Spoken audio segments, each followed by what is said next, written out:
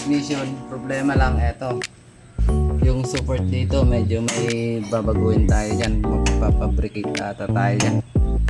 Tapos maliban dyan lahat ng support okay naman.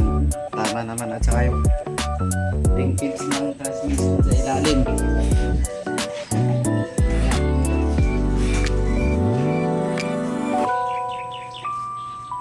Diyan ka Brad. Doon ako.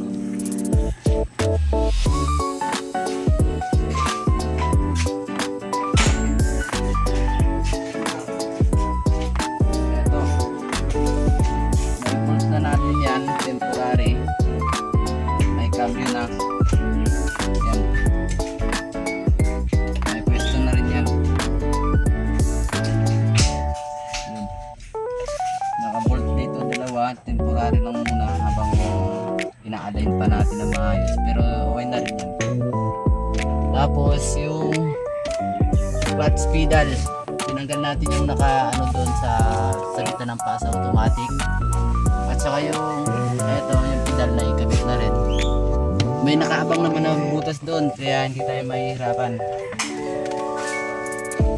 Ayan, at saka doon tayo ulit sa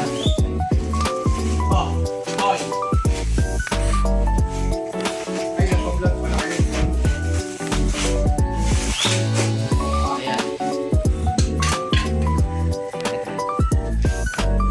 Ito yung butas dito. Yung sa may clutch master, ayan, may nakaabang naman na butas, wala namang problema, ikakabit na lang. Tapos kailangan natin maglagay ng turbo, kaya naikasal na rin yung clutch. Eto na rin yung abang natin, tagos dun sa kabila. At saka yung starter, may mili na lang tayo ng starter kung saan yung magandang panggal dito. Itong dalawa. Ito. Tingnan natin kung saan yung mas magandang panggalan. Kasi iba-iba yung starter ko. Ayan. Isang high speed at saka isang low speed. Ayan. Induction at saka induction. Ayan. Tapos yung hose ng sa may radiator, pinaglaban natin. Naka-align naman lahat. Kumbaga, pinakpak natin yung pinakailalim. Para maipasok yung dito.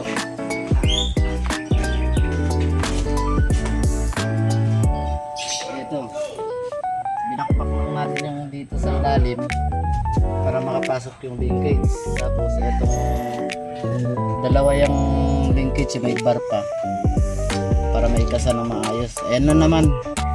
Tsaka kulang na lang natin support. Tapos kukumpletuhin na lang natin doon yung makina. Tsaka dito medyo natatagalan lang tayo ngayon dahil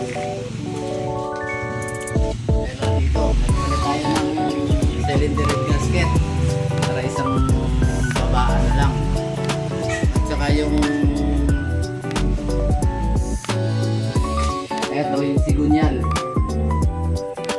yung crankshaft kasi may tama yung yung spline, kaya tinamagin shaft muna natin saka pinuload yung spline, yung tawag ito yung crankshaft. Ayun, update tayo pag natakbo na yung unit nating Honda. Just follow for my vlog guys, like, follow and share. Thank you, salamat, update namin kayo.